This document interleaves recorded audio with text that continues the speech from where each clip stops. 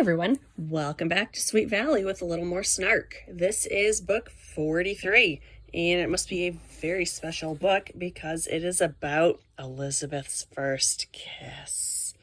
Elizabeth is in love! No, she's not.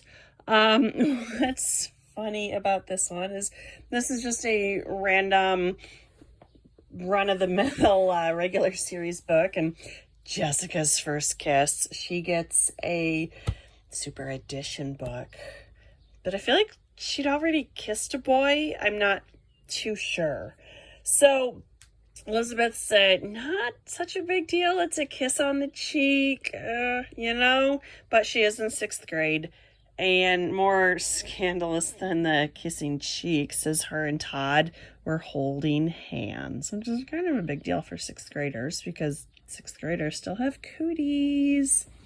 So in this book, both twins, of course, decide that Todd Wilkins is so dreamy, even though they've known him since kindergarten and he's barely been mentioned in this entire series.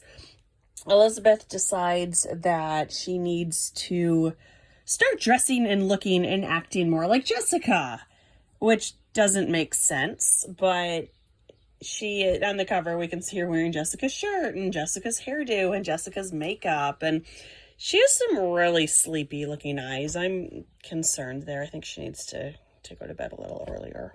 So the big event in Sweet Valley is a bowling alley has opened at the mall, and Todd asks Elizabeth, oh, do you like bowling? And Elizabeth is not used to boys asking her that sort of thing, so she says, well, I enjoyed it, but I just kept getting gutter balls. And then when Jessica is like, oh, Todd, I like bowling, and it's like, that's so weird. So a bunch of the boys are going to the bowling alley on Friday night, and the girls are going to happen to be there at the same time. So, of course, Jessica, Lila, and Ellen make this out to be a great big triple date, and they're going to spend hours getting ready and hours talking about it. And then that's just exhausting. And then it winds up that like pretty much the entire school is at the bowling alley at the same time. And it is the furthest thing from a date. Until Todd asks Elizabeth, do you want to get a soda? And they hold hands and he kisses her cheek on the way back. And that was fine. So then Jessica just miraculously forgets all about her crush on Todd. And that was kind of weird that she spent the last couple books pretending Todd's her boyfriend, and she just drops him. And that's really weird too, that Todd barely talks to her, and it's always about Elizabeth, and Jessica takes this to mean Todd is her boyfriend, and she's the first unicorn to have a boyfriend. Which, okay, the first 6th grade unicorn, sure. But I don't really believe that Janet or Tamara or Kimberly or any of the older unicorns haven't had a boyfriend until now. So that seems kind of weird. Other things that were weird. We have the return of Belinda Layton, who is one of my favorite characters. Her book, it was called, what was it called? Standing Out, book number 25. That's probably my favorite book in the series, at least to this point. And that book firmly established that her name is Belinda because her little brother William is taking the name Billy. So she asks her parents, oh, I'm so mature now, you can call me Belinda. But in this book, they reference her as Billy many times. Another thing, all of the girls, all of them being Jessica, Lila, and Ellen, they all have these pretend boyfriends. And along the way, they start making scrapbooks for their pretend boyfriends, and this is gross and creepy. They're saving newspaper clippings and photos from the sports events, and it's creepy. Yuck. And finally, the girls decide they're going to go to basketball practice just to watch. And every school I've ever been at, practice is not open to the public. And not only are they watching, they're cheering and generally pretending it's a game, and I don't think that's very likely. I think the coach would kick them out in a very quick second. So I have a handful of points that I wanted to read. This is on page 15, where Elizabeth is asking Jessica for boy advice. And honestly, I'm not sure I'd ask Jessica for any advice. But we know who Elizabeth's friends are, so I guess lack of options. Jessica bounced on the bed and grinned at her twin. You mean you actually have a crush on someone? Elizabeth, that's great! Who is it? I can't give you any advice if I don't know who it is. Why? Elizabeth asked. Because every boy is different and unique, Jessica explained patiently, repeating something she had read recently in a magazine article. I mean, you wouldn't use the same strategy on every boy, would you? Strategy? Elizabeth asked uncertainly. Sure, Jessica said. For example, a boy who's smart and shy like Randy Mason has different interests than someone who's popular and good in sports like Tom McKay. So you wouldn't act the same around them if you wanted them to be interested in you.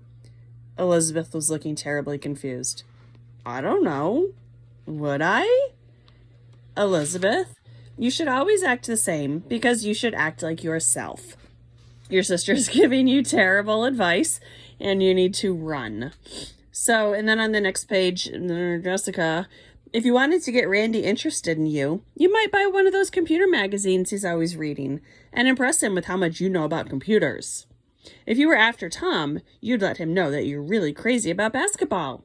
Then you'd go and cheer at all his basketball games and congratulate him on all his great plays.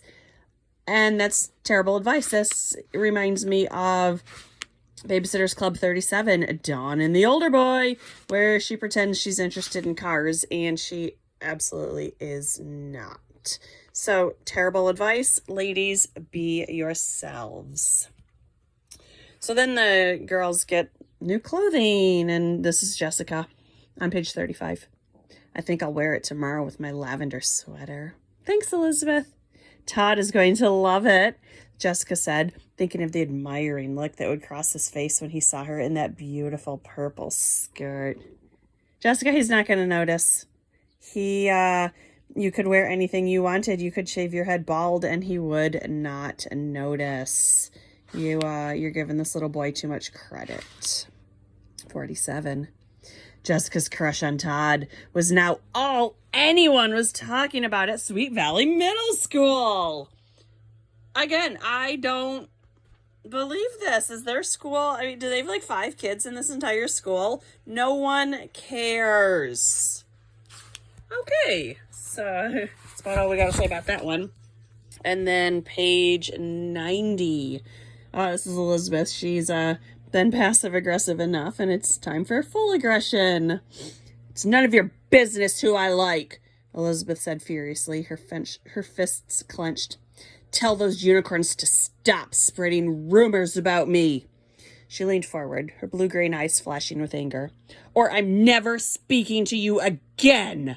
She stormed out of the room, leaving Jessica staring after her in shock. Elizabeth, we all know you're lying. You're gonna give it one day and then somehow you'll make everything be your fault and you'll do Jessica's chores for her, and that's the typical pattern. That just Elizabeth snaps and then she becomes a doormat again. Page 108. Jessica and Ellen were going over to Lila's house to get ready for the bowling party. Jessica spent an hour rummaging through her closet and drawers, trying things on, and looking at herself in the mirror. Should she wear her yellow top and her short denim skirt with yellow socks and high tops? Or maybe her white jeans and a black turtleneck? Or her pink and white striped t-shirt and a short white pleated skirt with pink sneakers and pink socks? In the end, she couldn't make up her mind, so she put all 3 outfits in a duffel bag. And again, who cares? Just wear what you wear to school. Wear what's comfortable. Those boys don't care. So this is 110. This is kind of funny. No, it's not. But of course the girls think it's devastating. And this is when they get to the bowling alley. It's just kind of scene setting. The bowling alley was crowded, and the air was filled with the rumble of bowling balls and the clatter of falling pins. It seemed to Jessica that everybody from Sweet Valley Middle School was there, and she saw several of Stephen's friends from Sweet Valley High as well. The three girls had been hoping that they would immediately bump into the boys and find a lane together, but they were disappointed at what they found. Already, the middle school gang had split into two crowds, the boys' crowd and the girls' crowd. And that's pretty typical for middle school, but of course Jessica, etc., think this is just absolutely devastating, but it's pretty typical. Even school dances, there is definitely a boys' side and a girls' side, and that's okay. I'm perfectly fine with that. You know, the kids need to be a little more fine with that as well. And then this is Elizabeth is turning into Jessica here. Bottom of 116, top of 117. For Elizabeth, the whole evening had taken on a wonderful sparkle until a brand new thought suddenly struck her. Todd hadn't mentioned her name, not even once. And as far as she could remember, her friends hadn't called her by name either. Was it possible that Todd had mistaken her for Jessica?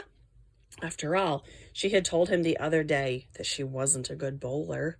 He wouldn't believe that it was Elizabeth who had bowled that perfect strike. Elizabeth also knew he and Jessica were supposed to be having a date tonight. Did he think that she was Jessica? The thought made Elizabeth's stomach knot up. She had to make certain that Todd really knew who she was. But at the same time, she didn't want to let him know. She had been having such a good time. It would be awful if Todd went off to look for Jessica when he discovered his mistake. And it's, you know, didn't she put her name on the scoreboard? So that's kind of weird. And this might be the first time that it's you know, it's just not working. I don't. Elizabeth has definitely never wanted to be Jessica before, so it's kind of funny here that she wants to be Jessica just so Todd will like her. And you know, that sounds like a preview of their high school shenanigans when there's all the boyfriends swapping and deception and just general nonsense. The subplot in this book is Stephen is dating two girls at the same time, and never knew Stephen was such a ladies' man. Keep in mind, he's 14. This book was fine. Elizabeth was definitely out of character, but Jessica was hyper in character, so we get two versions of Jessica. Yay. The next book is Amy Moves In. And all of these books that focus on Amy are really laying the groundwork for the terrible person she becomes in high school. So I'm guessing I'm not really going to like it. I don't especially like Amy as a character. I believe I read it when I was little, but quickly forgot it. This one was fine. There's a lot of inconsistencies, but what else is new? So this was Elizabeth's first kiss. Elizabeth is in love. No, she's not. Thanks for watching. Bye.